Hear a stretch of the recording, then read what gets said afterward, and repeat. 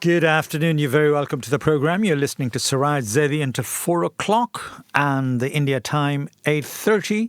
And hopefully rest of the world, wherever you're listening me, set your clock accordingly. And I shall be informing and entertaining you until the next hour of the day. And today is the Thursday, the usual weekly program, which we start with the news item from India, and then we move on to the globe, and we talk about what's going on in the world, in and around us, affecting India, perhaps affecting everybody in the world, and all that. But all of that is very much in tune with the fact that things are perhaps at the pause, and I'll talk about that pause and the philosophy behind that. But first thing first, the news is here, and this week we have Sharad talking about the news because Charmaine is with her mum,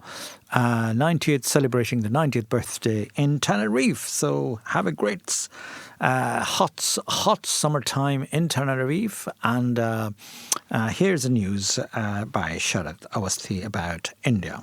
Good afternoon. You are listening to Apna Radio 93.9 Dublin South FM.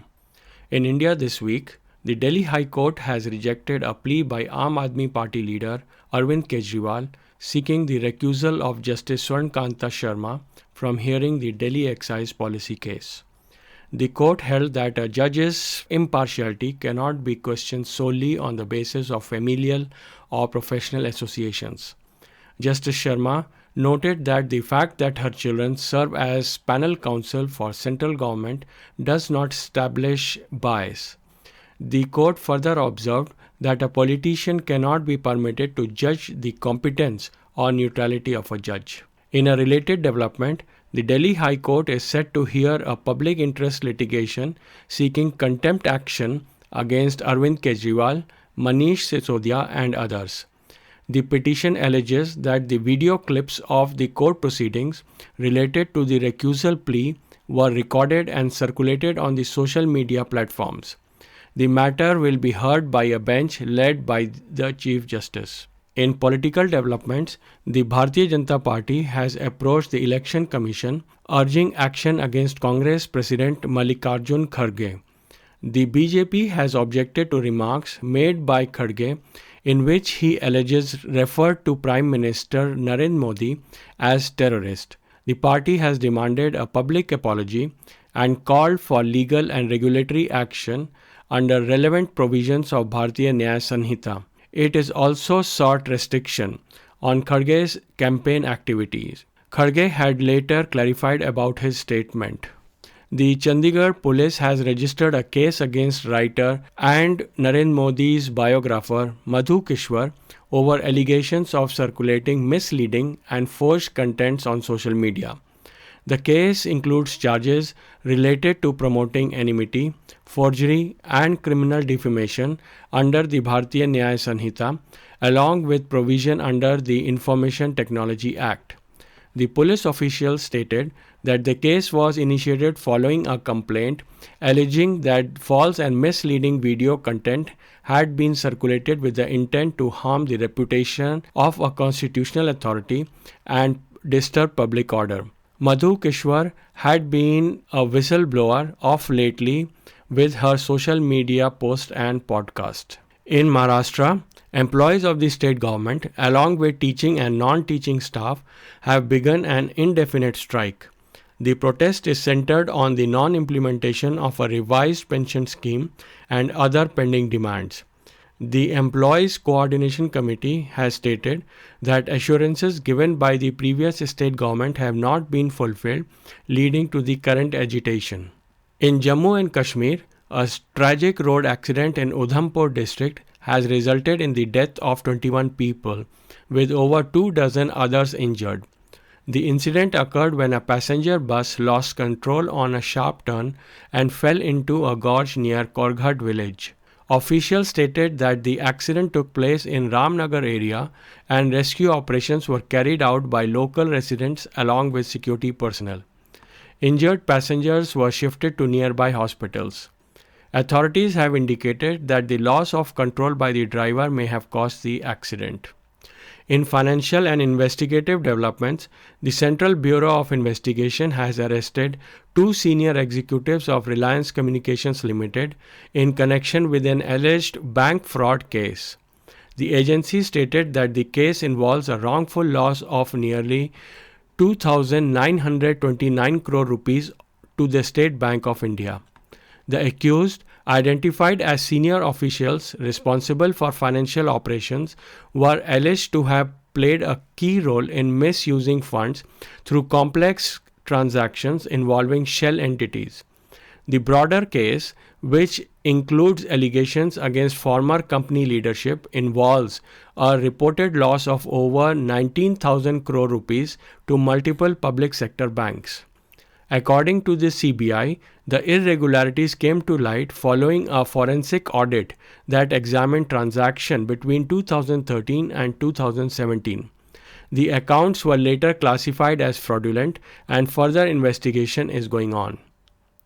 In judicial proceedings, the Supreme Court has expressed reluctance to entertain a plea based solely on media reports alleging irregularities in voter enrollment in West Bengal. The court stated that it does not wish to undertake what it termed as fishing inquiry without substantive evidence. However, the court indicated that it may seek a report on the functioning of the appellate tribunals set up to hear electoral roll disputes. Concerns were raised that these tribunals were not fully operational despite being constituted under the court's earlier directives. In Goa, police have registered a case against right-wing activists over alleged objectionable remarks concerning Saint Francis Xavier, the state's patron saint. The case was filed following a complaint that the remarks has hurt religious sentiments and could disrupt communal harmony. The controversy emerged after a video of the activist's speech at a public event circulated widely on social media. Political leaders and community representatives have condemned the remarks, while the event organizations have issued an apology and distanced themselves for the statement. Turning to weather updates, Delhi is experiencing rising temperatures with heat wave conditions expected between April 22nd and April 24th. The Safdarjung Observatory recorded a maximum temperature of 38.8 degrees Celsius, slightly above normal levels.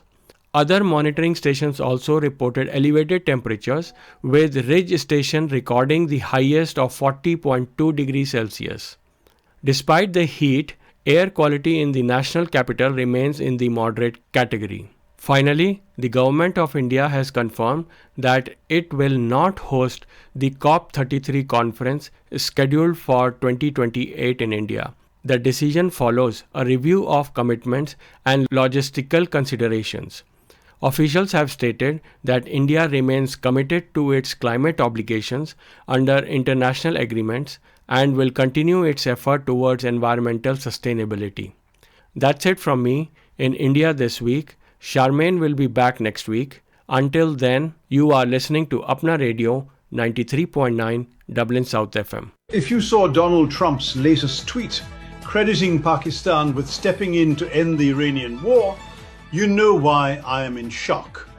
It feels like a massive strategic failure by the Indian government.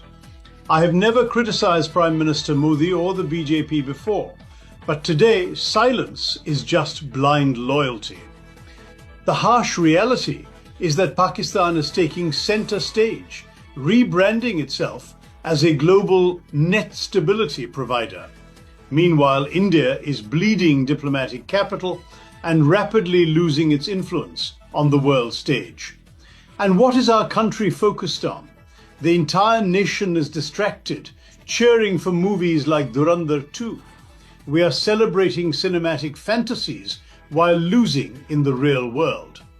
I'm speaking out today because we can no longer afford to be distracted while the global order shifts against us. No, we can no longer be celebrating when the global order shifts against us. Yes, This was Shashi Tharoor, the delectable writer and the leader of the Congress Party, the opposition Congress Party that is basically positions Shashi Tharoor at a very high pedestal when it comes to the global politics. Of course, he's talking about the current situation of the war between Iran and United States of America and Israel. Now, that is entering into another interesting phase because I'm going to talk about it today, and that's the reason I played that clip, that how our neighbors are scoring high when it comes to diplomacy, whereby India is losing its ground where it should have been playing a good diplomatic, peaceful role in the mediating that. But you can't do that because you have shaken hand with the aggressors, and the partner with India now in this war is one of the aggressors, and that is Israel. And so therefore our policy has changed, and therefore it stands to reason and I'll talk about some other stuff as well. But Shashi Tharoor, who is a very, very eminent politician, he is a very strong writer. He's an intellectual. He's respected. He's been here before, actually, in Ireland a few years ago at the book festival that takes place in Dalkey, which is taking place this year as well. So Shashi has mentioned that. And what is happening? Just to recap the situation, Iran rejects the negotiations, and there are no negotiation under pressure when you're actually already under the act of war by blocking the waterways and parking the U.S. ship in the waters of Iran, in fact, at the Hormuz. So therefore, sending a U.S. delegation to Pakistan for negotiation is pointless at this stage. For the past 2 months, President Donald Trump has spread falsehood, lies daily on his tweet because that's the low character he is. You cannot negotiate with a partner who abandoned the truth, who doesn't know how to speak the truth. His language of obliterating the civilization, using the F word and tweet and all that, you don't treat a global negotiation at that level, because this man is lowest of the lowest category individual. Epstein gang, obviously pedophile, obviously a child rapist, and all those kind of things that have been floating around in the media is quite, applicable to the guy who is claiming to be the victorious and all the rest of it, but there is no victory. Let the record be absolutely clear. Iran has never agreed to surrender its uranium, which he's claiming, we will take the dust, uranium dust. Why? How? You dare not to. You will not be able to touch it even. China has never agreed to stop a defense cooperation with Iran. And the Strait of Hormuz has never, opened by Iranians under pressure. They said that we will not be opening it under pressure. As soon as their ship has been parked there, and I'll talk about that what is the reason and how they managed to actually attack an Iranian commercial ship while they moved there. While the Donald Trump and his lackeys and all his gangs, Epstein gang I call them, profit daily, according to the American citizens' scores, from the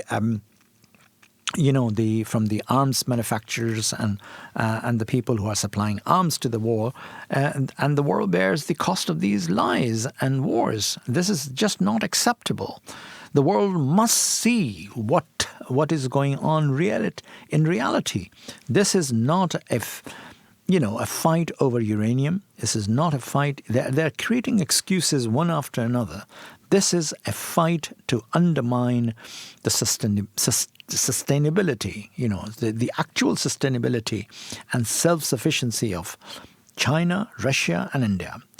until these, until this honestly can be ironed out, there's going to be no diplomacy, because diplomacy cannot operate under duress, and this is the bottom line. So first of all, please remove your ship there. If you don't, as the Khalibaf has said, the army chief of Iran, that if you do not remove it after a certain time, we will take it. They're already taking it as an act of war by blocking that ship, by blocking the traffic, Iranian commercial traffic, and the oil traffic. Why? Because they are denying them to earn the living.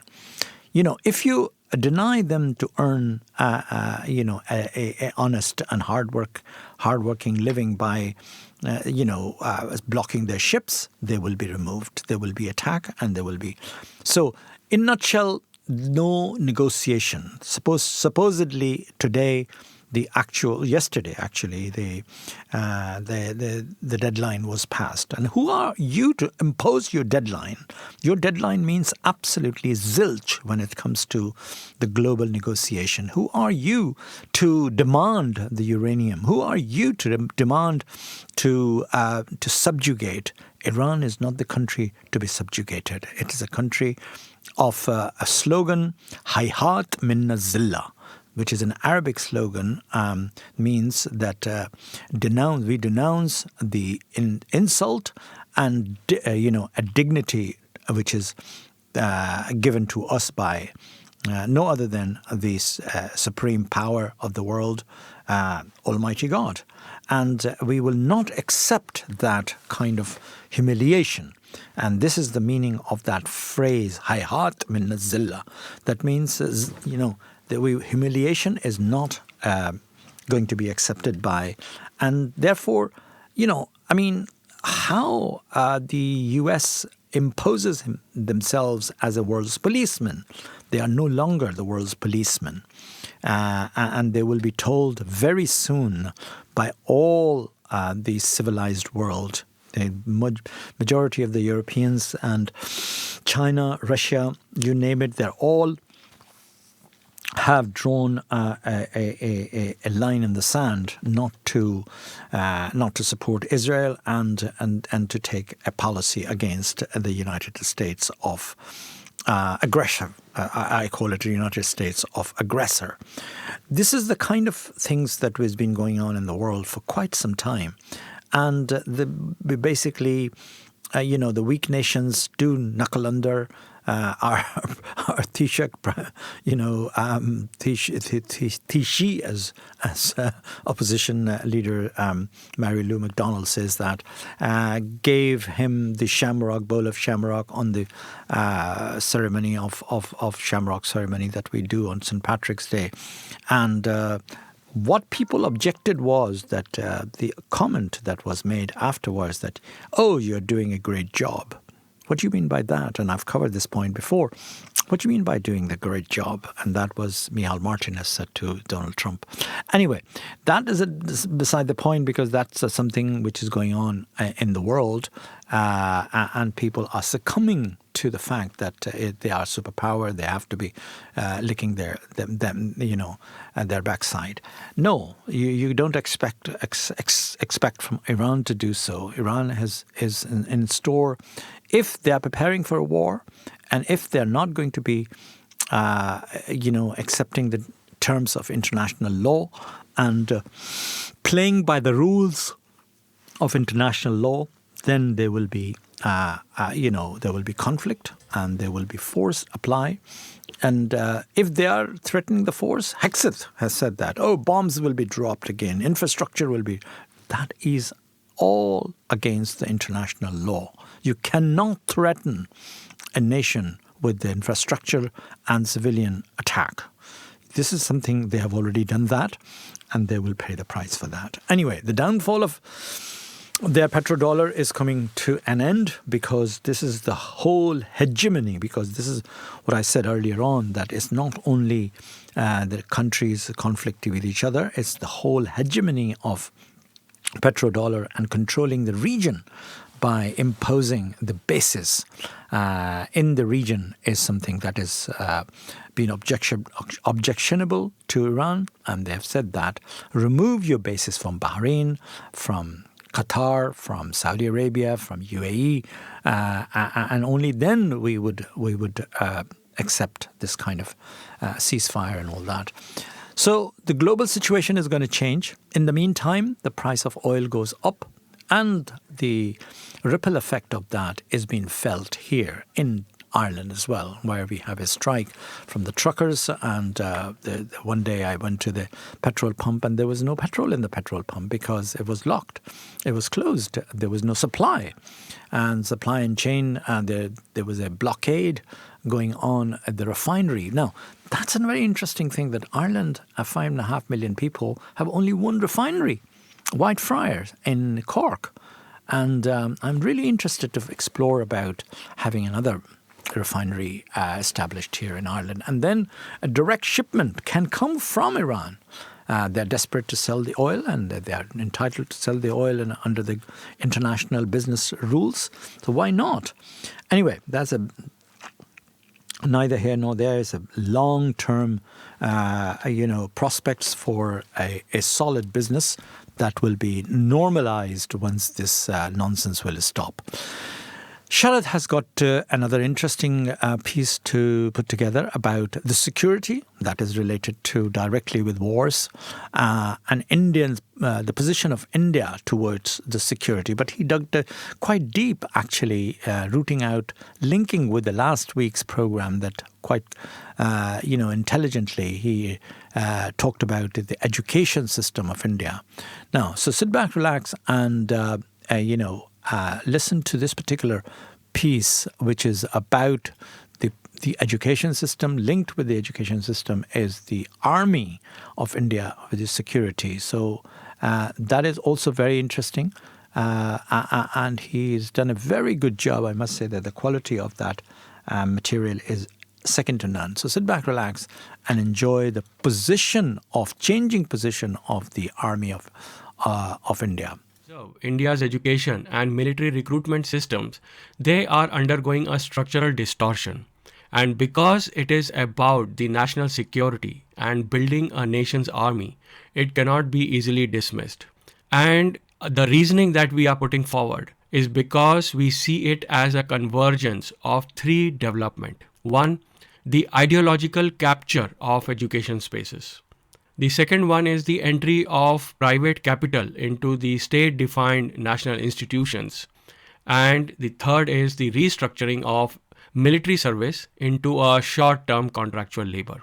And if you take these three together over the trend that is happening for last 3 to 4 years, this is not an isolated policy deviation or policy experiment, but it is forming a deeper reconfiguration of how the state, the society, and the Indian armed forces are going to behave in future, how they are going to interact in future and form itself as a national identity. Now, whether one calls it a reform or an erosion, it all depends on how we are observing this pattern. So the Sainik schools is what I am referring to. Now, they were established way back in 1961 under the Defense Minister V.K. Menon. And they were not merely educational institutions. They were instruments of a very good disciplined social engineering. Their purpose was clear. It was to democratize the officer corps of Indian Armed Forces and to sort of break or sort of deviate the monopoly of urban elite and colonial era military families. And the state took absolute full responsibility for this mission. And they ensured that discipline, merit, and the secular ethos, most importantly, that formed the bedrock of military leadership. Now, this model reflected a deeper philosophical commitment. The army in a republic country like India must remain above any factions. It should be insulated from any kind of ideology, and it should be deeply rooted into constitutional nationalism, rather than moving into a cultural nationalism. So, the Sainik school system embodied this principle through a uniform training, standardized curriculum, and direct oversight by the Ministry of Defense. And for decades, this arrangement produced brilliant results. A significant portion of cadets entered the National Defense Academy, NDA as we call it, and most importantly, it preserved a delicate balance. The soldier, they were the most revered servants of the state. They were not serving any ideology, and this formed the basis of the Indian Army. Now today what we are observing is a shift. It's a privatization and ideological entry of something different. So there is an introduction of 100 new Sainik schools under the public-private partnership model. This news is not new. It has been quite a while, couple of years. So what's happening is there is a deviation. It's a decisive break from the tradition that the country is following for last 65 years. And the state now is no longer building or is in full control of these institutions. Instead, it licenses the Sainik, the word Sainik brand to the private actors, NGOs, and politically affiliated trusts. Now, this is not a minor administrative change, if I may put an alert to it. It is altering the focus, it is altering the locus of control. And the report indicates that a substantial number of these schools are operated by organizations that are clearly linked to guess who? Rashtriya Swayam Sevak Sangh, RSS ecosystem, and the networks like Vidya Bharati, and the other connected to the political figures or corporate entities such as, again, Adani Group. Now that's where the objections are. Now the state, the governments, they are arguing that expansion requires capital and private players can deliver scale and infrastructure faster than the bureaucratic systems. Now there is a truth in this, I would agree. India's public education system has struggled to meet demand and private participation has often filled this gap. But then there are 2 points to it. Last week, we spoke about how slowly, softly, the Indian government education system has been decimated, has been pulled down in order to show bad results, and slowly but surely have pushed the private players into the system, the profit-seeking players into the system. So the education, which was once the right of every citizen of this country, now has become a market commodity. That's what we spoke in the last week. Therefore, this argument that the private players must come into the armed forces again is flawed.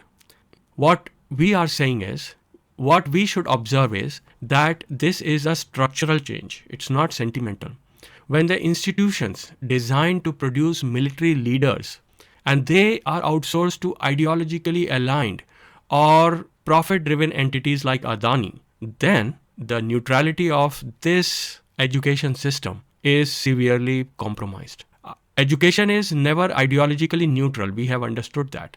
It shapes worldview. It shapes loyalty to the nation, to the group, to the authority, and it creates an identity. When such shaping occurs in institution explicitly designed to feed into the armed forces, the very core of India's security apparatus, the implications are far-reaching. It is just not 1 or 2 years that we are looking at. We are looking at a risk to the entire structure. And this is not about overt indoctrination. It is about subtle conditioning, the reframing of history, the redefinition of nationalism, and the portrayal of internal others, the Hindu-Muslim divide that we are seeing. And this over time, in another 10 years, this redefinition will alter the psychological composition of the officers' class in India. That is what the grave risk we are talking about. Now look at what the Agnipath, the Agniveer disruptions have happened.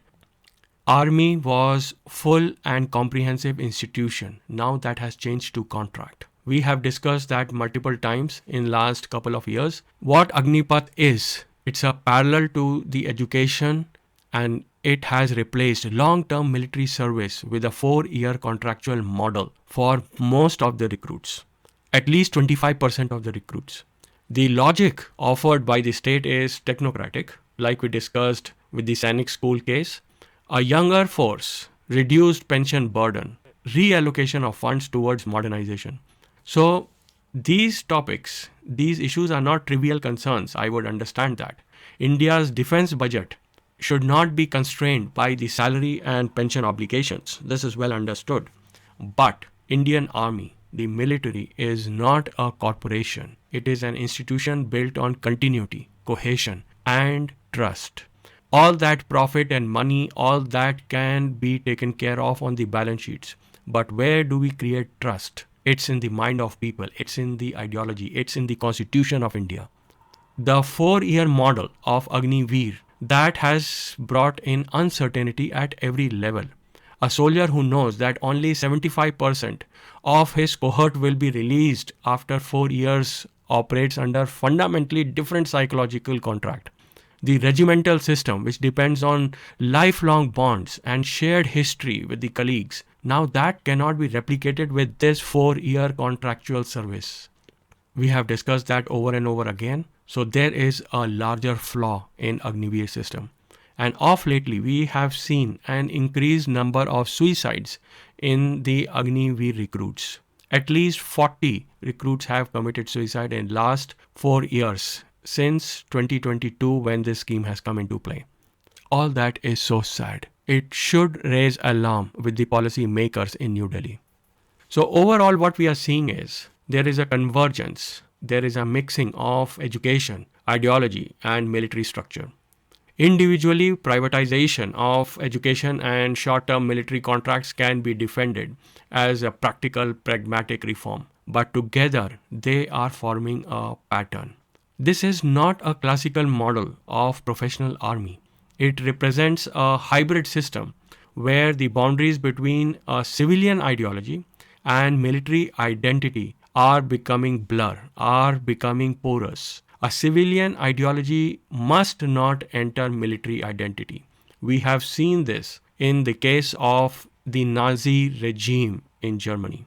And the whole nation was thrust into believing a flawed ideology of nationalism, of protectionism, of patriotism, and ultimately a disaster not only for that region, Europe, but for the entire world. So this blurring of lines creates a feedback loop. All this is not going to be sudden. It is going to take a decade or more in order to make its effect. Because institutions like Indian Army, they have an inertia. And Indian Army has a long history of maintaining professional neutrality despite political pressures. But then, why slide on a path which we know has tremendous risk?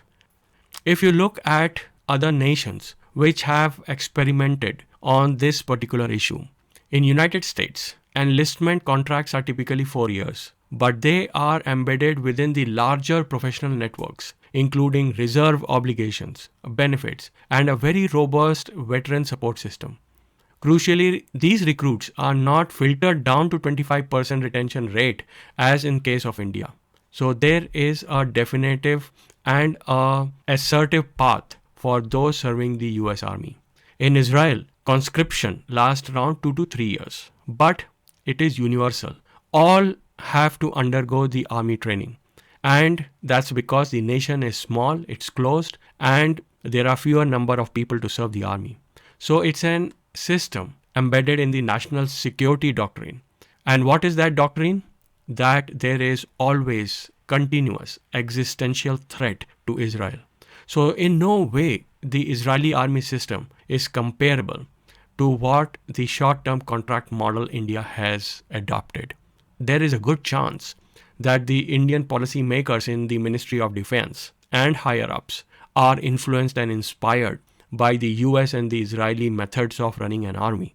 But that is not going to work with Indian Army, which is mostly based on the British system and the Indian subcontinent geopolitics.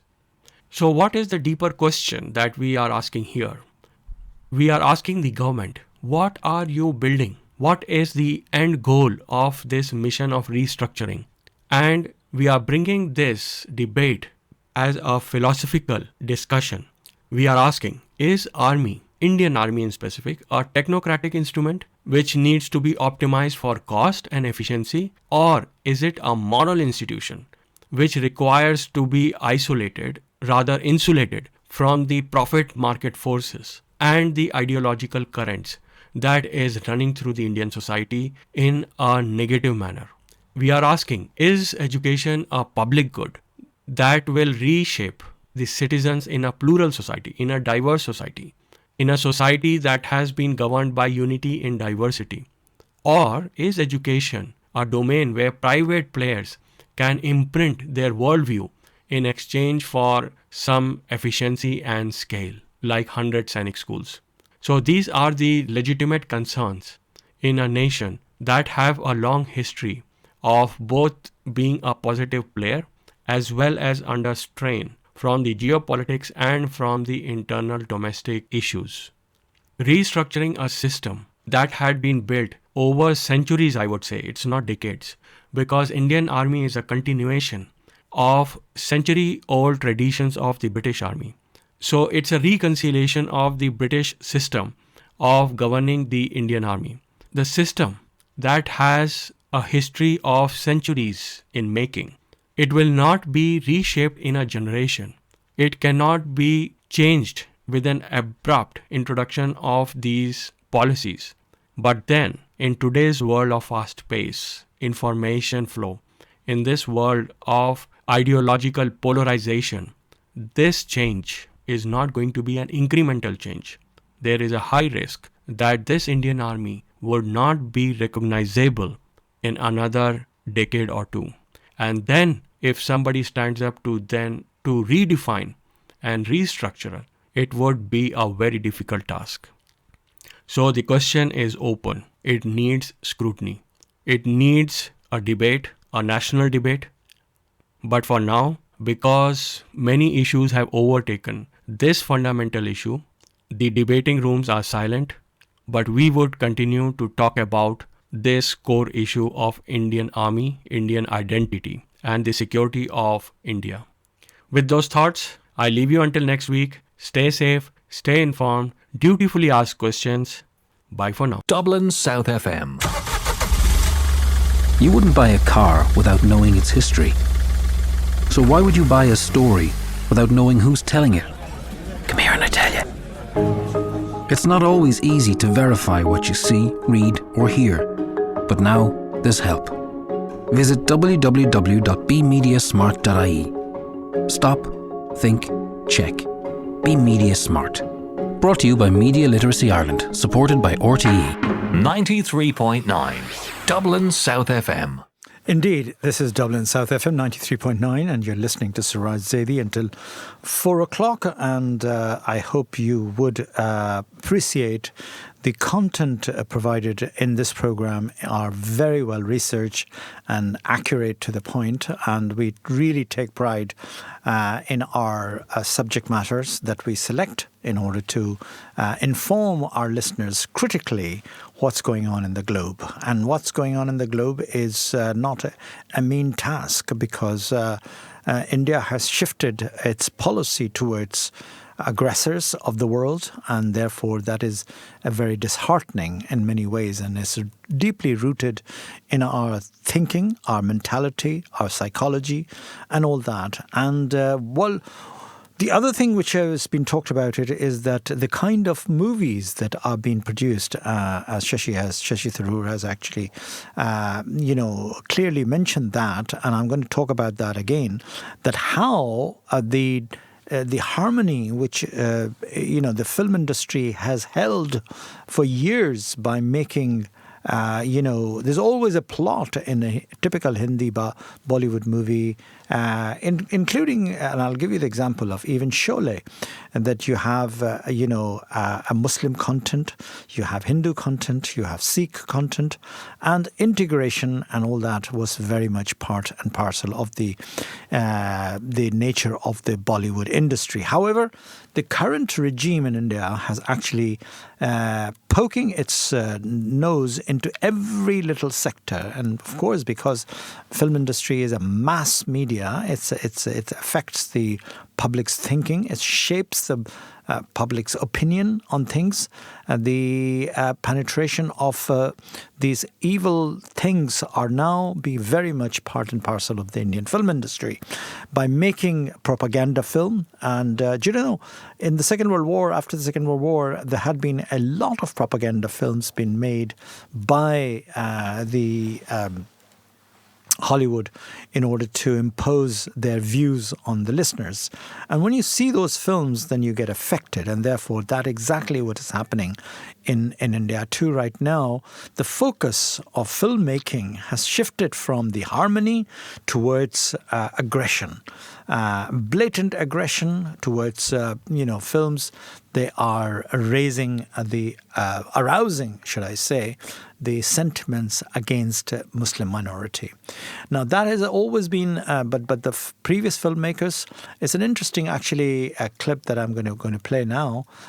Again, Shashi Tharoor has actually mentioned about this particular thing, that how Bollywood has become a vehicle for putting injections, hateful injection to, in the arms of the general public.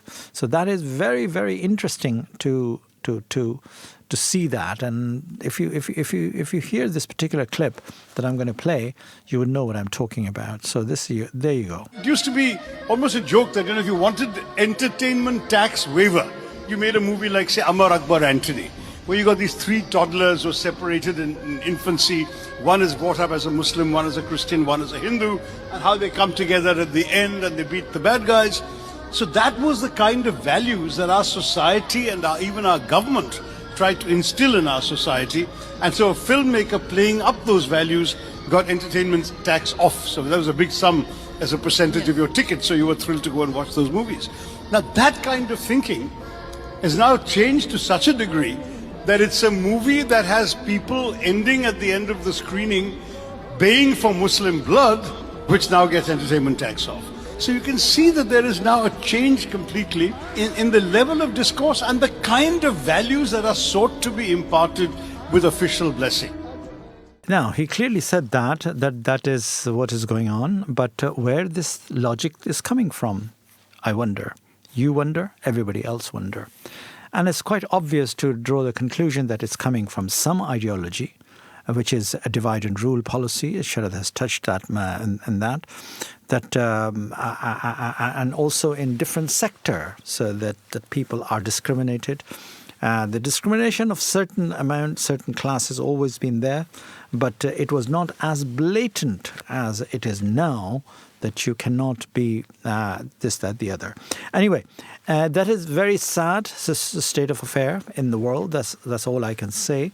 That somehow a regime will realize the damage that they are doing. I mean, awful reels sometimes you're watching, and then you realize the amount of venomous poison has been poured into the social media these days against certain minorities, Christian minorities, Muslim minorities, and that is not acceptable in any civilized developing society or developed society, if you call yourself a developed world. Anyway, enough is enough. I'm continuing the fact that, we are still in mourning.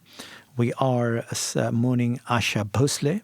And indeed, maybe celebrating Asha Bhosley, because Asha Bhosley's kind of life as a singer can only be celebrated. It cannot be mourned, because she had a fantastic life at 92 age, and she wonderfully,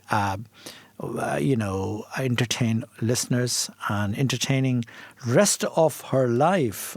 She'd been talking about how proud she was working with the different film directors and musicians and things like that. So there you go. I'm going to play a few songs of Asha ji today again, and then I'll talk about the biggest summer Bollywood concert. Yes, indeed, concert.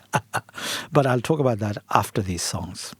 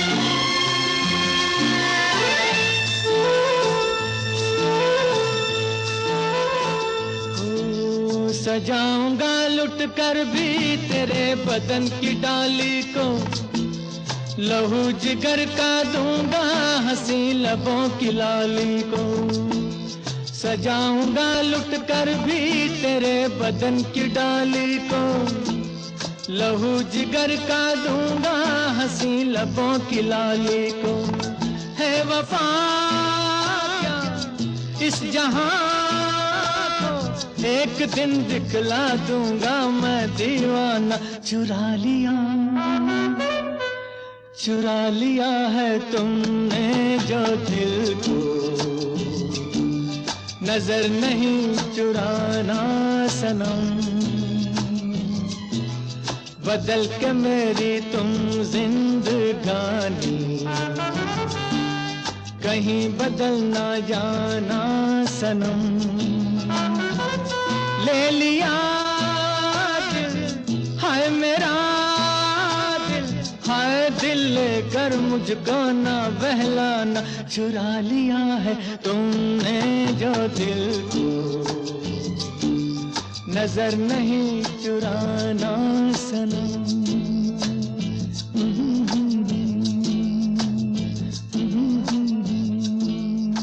जी मेरे भाइयों चुरा लिया है तुमने जो दिल को बहुत ही beautiful song and the next song is also what I'm going to play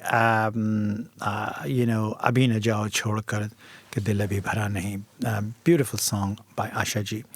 So the time is running very quickly and I have few songs to talk about it but on the recently we have actually come up with this kind of concept to promote a live concert of of Dublin, of Bollywood concert. And first time is a big concert is taking place here in the south of Dublin at the Leopardstown Racecourse on the 20th of June, which is the first time ever we are doing an open-air concert, just like we do have in Marley Park, you have in Marley Concert and all that, and mainstreaming Bollywood live concerts in the Dublin city.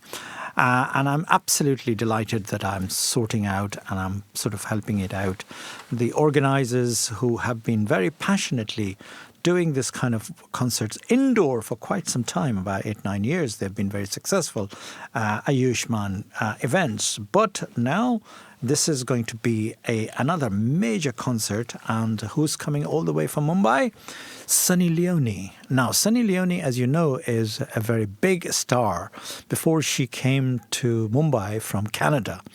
And yes, I mean, she has a little bit of a reputation of being in a naughty films and things like that. But that's neither here nor there. She became the quite popular artist in Mumbai. And why not? Because all sorts of people exist in the world and they just wanted to come. And Nora Fatehi is also a very big artist who's come from abroad. It's a lot of people coming from abroad into Bollywood and they are grabbing the center stage and making name for themselves and getting popular and successful by doing live concerts, by doing shows and things like that. They may not be a critical actors and actors, but they are artists. What kind of artist? You judge yourself. But there had been a tradition of international people going and traveling, particularly from Canada, because Canada has got a huge population of Indian diaspora, and children who born and grew up in watching Bollywood films in Canada are also very much attracted to the film industry, and therefore they decide to go and try their luck over there. Now, yours truly is one of those who went there quite some time, and still I am very much part and parcel of the industry. By sitting in Dublin, I also do an annual Indian Film Festival of Ireland that is going to take place in September this year. And you never know, the guests are being talked about it, who will be coming as a guest. But my film festival, let me talk about it a little bit before the time runs out, and I'll play the one more song, is about a critical Indian cinema. So films like, Widow's Shadow, I've selected just now a beautiful film, Widow's Shadow, as a critical film. 21, which is also a very good film about the war in Bangladesh, that's been selected, and quite a few being talked about. Tehran is another film that I would like to show it, just because to show the world that here in Ireland, that how our filmmakers were so ahead of this war in Iran. Anyway, I'll be unveiling quite a lot of details about the film festival, but today this is the all about the concert. So sit back, relax, and enjoy this particular promotional clip of Bollywood concert that is taking place at Leopardstown Racecourse in the venue, and Sunny Leone and the group, Jaggi D and a lot of other popular Punjabi MC, all of them, they are coming over here to enjoy, to perform. So sit back, relax, and enjoy this particular promotional trip that I have put together.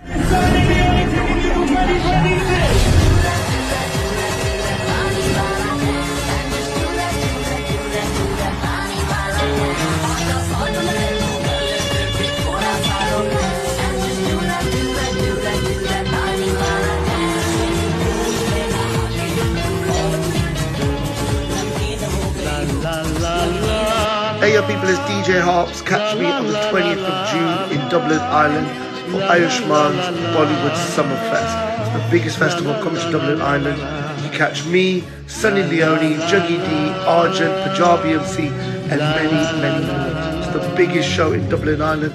Make sure you get your tickets, 20th of June. I'll see you there. Yes, make sure you get your ticket. It's on Eventbrite. Biggest Bollywood Summer Fest. That's going to be happening on the 20th of June. So no excuse. Tickets are running very fast, and you should be taking advantage of participating in this fantastic Bollywood initiative, open-air Bollywood initiative that has been organized by Ayushman, live concert. So now, one more song, and I will be saying goodbye because time is really up. I hope you like the show. I hope you have critical thinking about it, because I really would like to push you to think hard about issues that we talk about it in this program. And my team, Sharad Awasthi in London and Charmaine, Colvin, we really work very hard in order to get a quality information, a quality news, and a quality entertainment. So bye for now. Thank you for listening, and I shall be back same time, same place next week. I hope you will be there to listen to me. But if you missed it today, no worries, because we have a YouTube channel called Apna Radio, broadcasting at 93.9 Dublin South FM. You'll find me there as well. Bye for now. Prendelo, amore mio.